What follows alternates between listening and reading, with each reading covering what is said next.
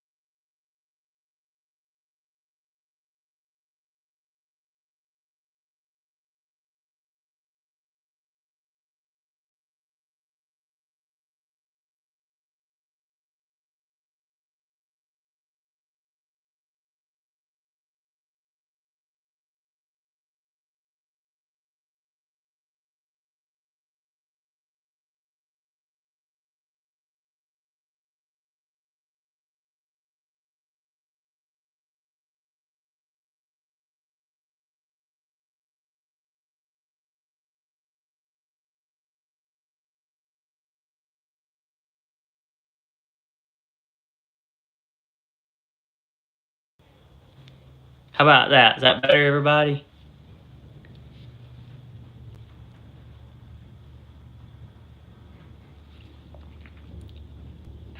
All right, good deal.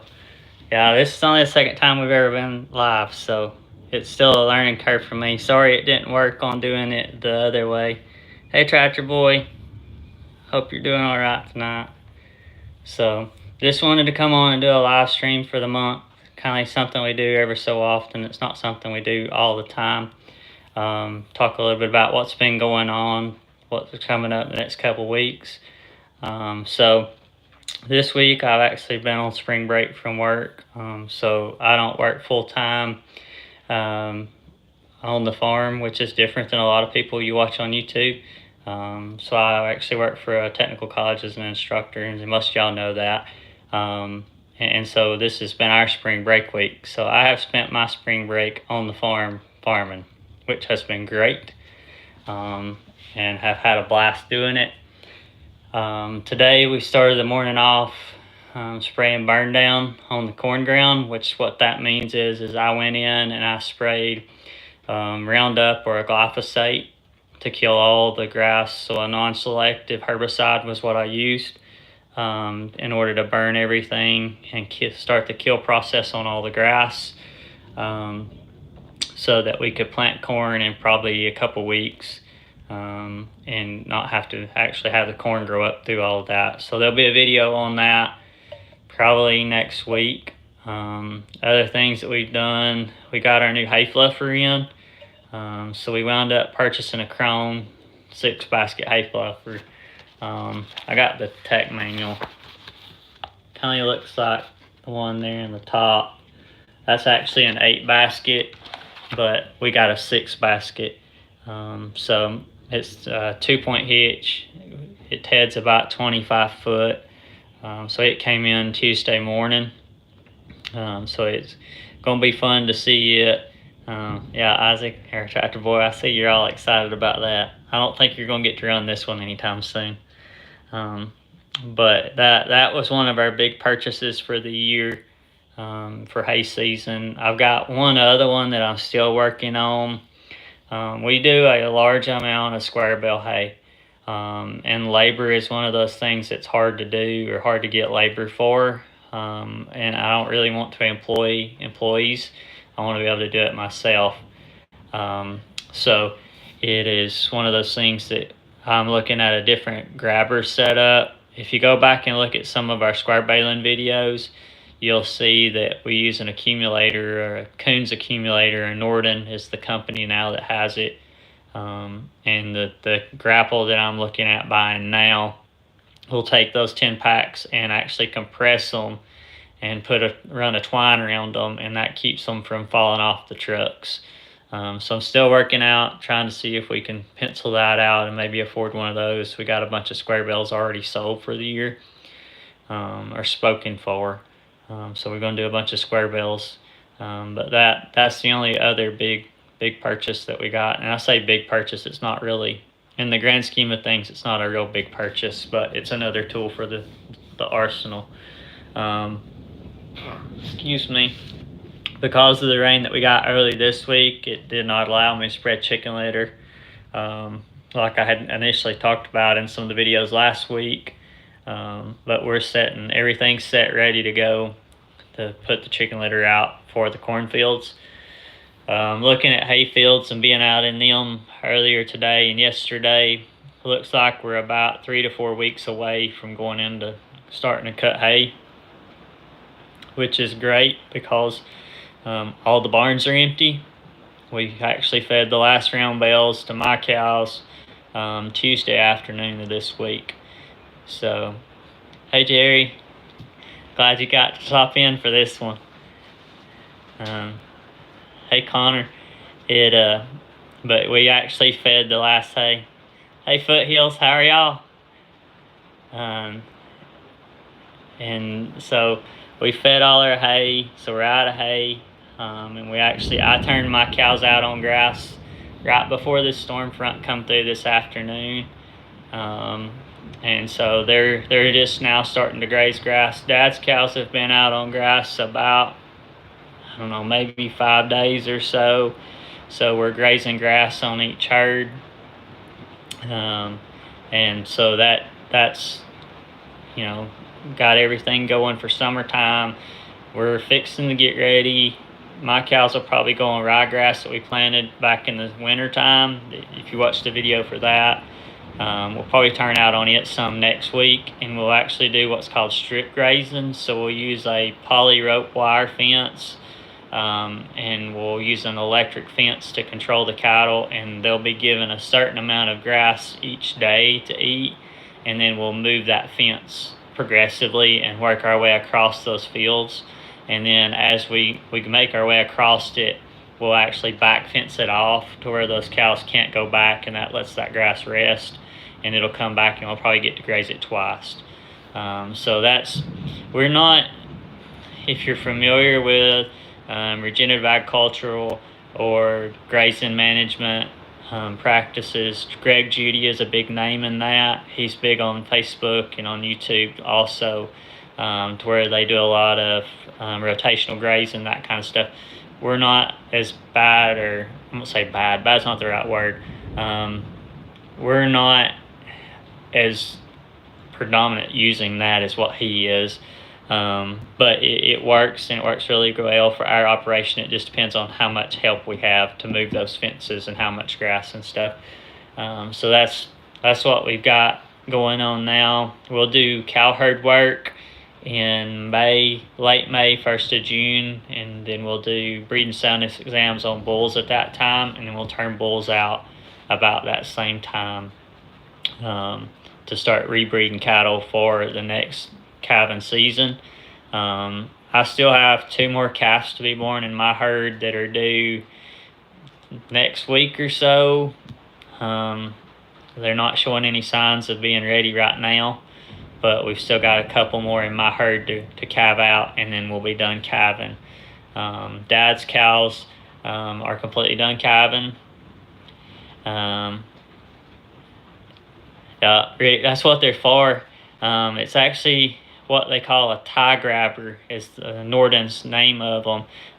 If you look up Coons or Norden accumulator systems, they have some really neat videos of them if you want to watch them and see how they work. But that's how they work, and that's what we're going for. But Dad's cows are done. You seen the video 2 weeks ago of introducing Bert the bottle calf. That was one of Dad's calves, and I said in that video that the mama for that calf passed away unexpectedly, so we're raising Bert on a bottle. We're going to keep him up probably 6-8 more weeks, and then we'll turn him back out to the pasture. Probably when we do herd work, at that time he'll be big enough that he can eat grass and make it on the grass. But that's the only one. That's the first bottle baby calf we have had. We were trying to figure it up. It's probably been 20 years since we've had to raise a calf on a bottle. That used to be my job when I was little. And Grandpa, if he had bottle babies or something, he brought them to me, and I raised the bottle babies. But Bert gets fed twice a day. We've got him eating grain already. And so that's what's kind of been going on here behind the scenes. We turned Flossie out yesterday, so that if you've ever shown livestock, you know that is it's a very fun day. But on the other side of that, it's a very sad day. You're excited because that cow gets to go out and hopefully have a calf for that next year. But it's sad because you put all that work into it, and now you're turning it back out to be a cow. So my little niece, she was a little sad that we were turning Flossie out, but Flossie's doing well. She went out and met Stride up in Dad's herd, and we kept her here at Mom and Dad's house so that they could keep a close eye on her, and that way she's in a smaller group. So the tie grabber, Rick was talking about using a skid steer. That's what we use them on. You'll see them used on the front end loader of a tractor, but all of our loader tractors are not plumbed for the third auxiliary hydraulic that's required on them. So we use them on a skid steer, and I plan to use this one on a skid steer too. And then it takes a 12-volt power cord that makes it has like a 2-function hydraulic valve on it, and you flip the switch one way or the other, and that distinguishes what function you're using, whether it's the squeeze or if it's the hay hooks that roll into the bale. Excuse me. Ate supper before I started this. That might not have been a good decision. But we have problems with, and it's not we. When I say we lose a couple bales, a couple stacks a year. Our customers, they're employees that come to the field and pick their hay up on their loads. They don't always understand that slow and steady runs the race whenever you're headed out of the field. And the other thing is they're hauling this hay straight out of the field onto job sites. So I'm trying to make it to where nobody could ever come back and say, hey, the farmer that you got this hay from, he's responsible for that bale of hay falling off a truck. I hit it with my car, and now I'm going to sue him, the farmer, for the damages on my vehicle, even though it fell off that truck. Because that's, whether you want to believe it or not, everybody's out to sue somebody nowadays. And that's the reason why we went to mechanical hay stacking too. I was really afraid that we were going to have a guy that out here in the heat pass out, have heat stroke, something along those lines, fall off a wagon, anything, get snake bit. You don't ever know. And so we made the decision to go into mechanical hay handling, which is great. It's a little slower, but it's a one-man, two-man show. We can move, on a good day, you can move about 12 to 1,600 bales a day. Yeah. Nobody wants to load hay anymore. Yeah, that's an honest statement, Rick. There is no way. I don't know if you could find anybody. A lot of people say Hispanic labor. Me personally, I manage students all day long. The last thing I want to do when I come home from work is manage people. So skid steer, a grapple, and a bunch of hay trailers is the way to go. So, but that's the gist of what we're doing. And then, like I said, the new tedder. So the tedder is a perfect match for the mowing machine that we use. We got the C450 John Deere center pivot. It cuts 14 foot at a pass. The tedder will fluff or ted out 2 full windrows of the mowing machine. So it makes it a 2-to-1, which that means I'll never be driving on the bale of hay. Or on the windrows of hay, because that's the thing people don't realize. When you're haying and you're trying to dry hay down, anytime you drive on that windrow, you smush it back down. It packs it down tighter to the ground, and the air doesn't go through it.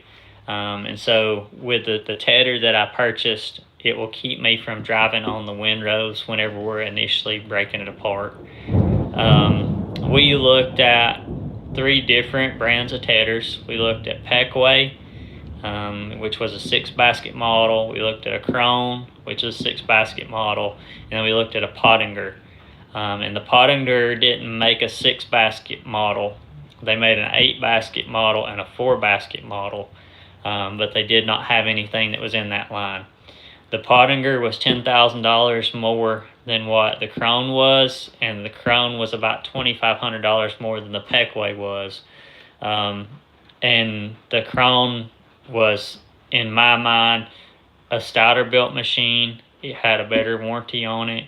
And the biggest thing is I could buy it from some good friends of mine in Middle Georgia that sell Krone products off their farm. And so it was a mom and pop farm. Yeah, so it was one farmer helping another farmer sell product and make a living. And they were great people. That I told them Tuesday when they delivered that they had the best customer service out of anybody I talked to. The first conversation was between me and one of the dads, the brothers that actually are kind of the senior manager guys or owners of the farm. And I said, hey, I want to talk to you about a tedder. And so he passed my information on to his son. But the first phone conversation consisted of, tell me about your operation. Tell me what kind of crops you're going to hay. Tell me, what are you trying to accomplish? And it was not hey, I've only got these tedders. These are the prices. And I don't really care if you like it after you get done with it. No. They were 110% customer service oriented. It was all about, we want you to be happy before, during, and after the sale of the product. And to me, that's worth any amount of discount. That customer service is where it goes back to. And so that was first conversation. Second conversation with them was, hey, we have 4 options for you. We've got this one, this one, this one, this one. These are the differences between them. These are the reason why they're more expensive.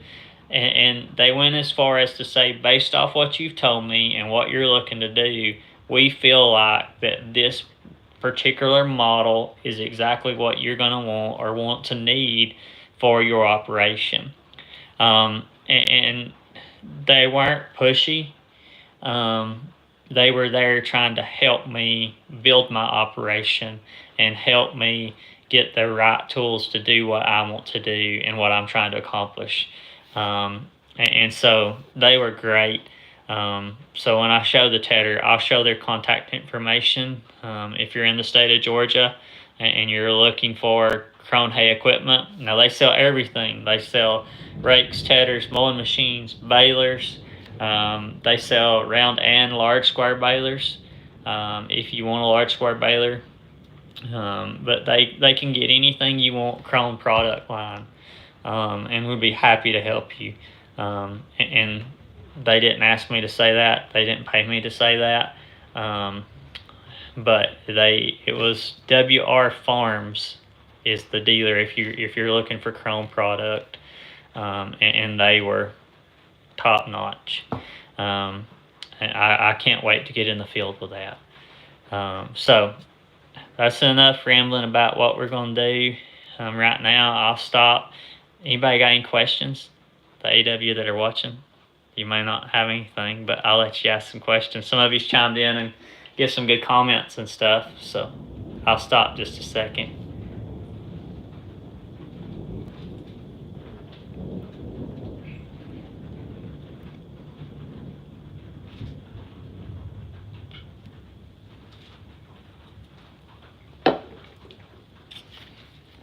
All right, so for corn planting, I talked about that. I said we were about 3 weeks out.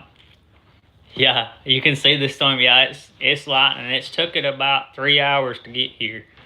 I was actually, Jerry will be excited about this. I've been over working on the 4520 this afternoon. How much was it? We're not talking about how much it was. How much do you weigh?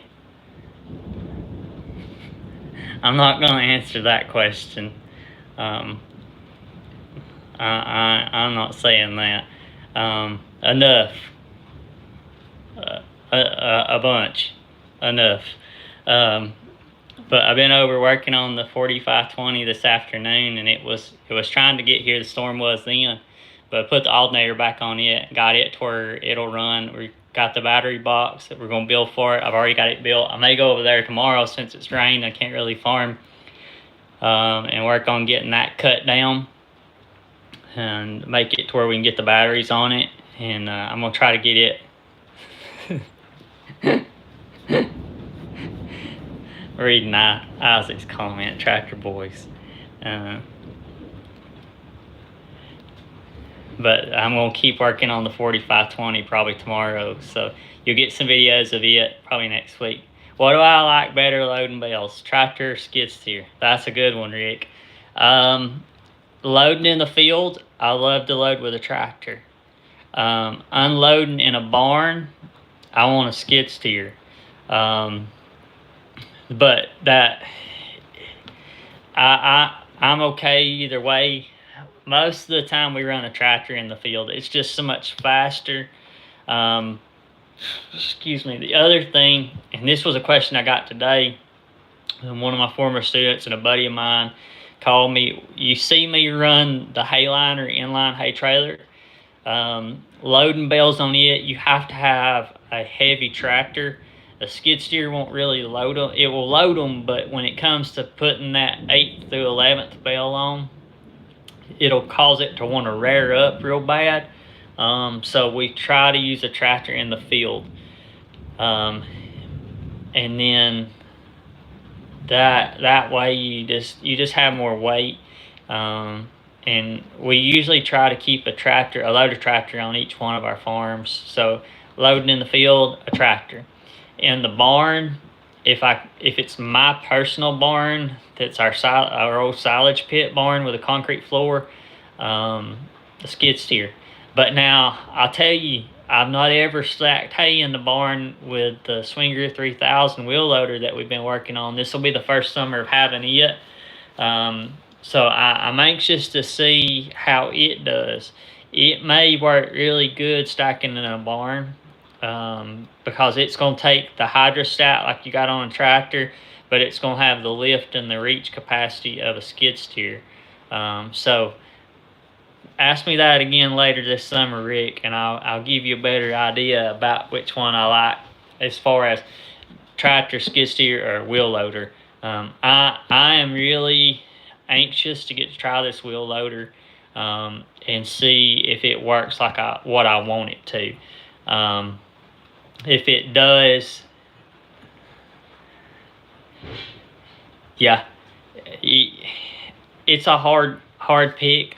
I don't know, what kind of skid steer do you have, Rick? We got older John Deeres, and they're kind of hard to see out of, and that's the biggest thing for me. And you may be running a different style than what we're running, so you may have something different.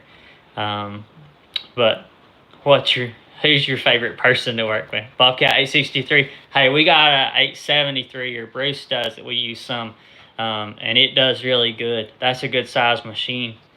And I don't know, what size of bale do you bale, Rick? We run a 4 foot wide, 5 foot tall, unless it's my personal height and I do a 4x6. And that's where it kind of gets hard to see sometimes out of a skid steer for me. But it is definitely a lot faster to load with. Tractor Boy, I'm reading your question. Who's your favorite person to work on the farm with? Do I have to answer that question?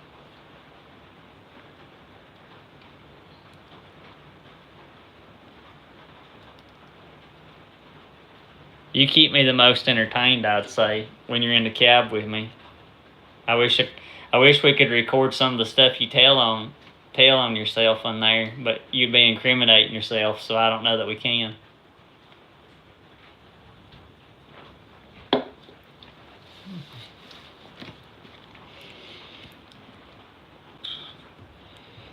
Alright, so I talked a little bit about planting corn. Planting corn, we're going to be running an Alsheimer 185 that you've seen us plant with last year, and the 4-row planter. There's a possibility that you may see some different tractors in the field this year from us that you've not ever seen before. We're working on a couple right now. We may actually run 2 sets of planters. We may run a 4-row, and we may actually put a 6-row out there that we tried to get ready, or talked about getting ready the last couple of years. It just depends on what it actually looks like, how much work it's going to take to get them out there. But it's going to be interesting to see. So, all right, well, we're etching up on about 30 minutes. I'm not going to make it much longer than that. Y'all probably got other things you want to do. But if you got any other questions or anything, I forget, y'all got a delay. I don't have a delay on my end.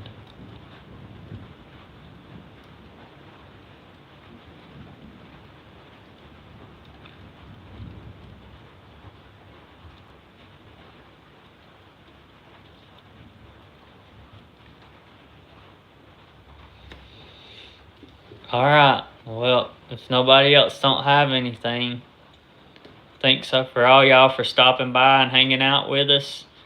Like I said, we may start trying to do this as long as the storm don't knock out the internet.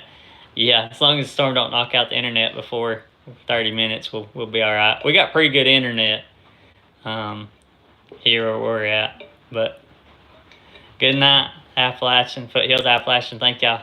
See you, Tractor Boy.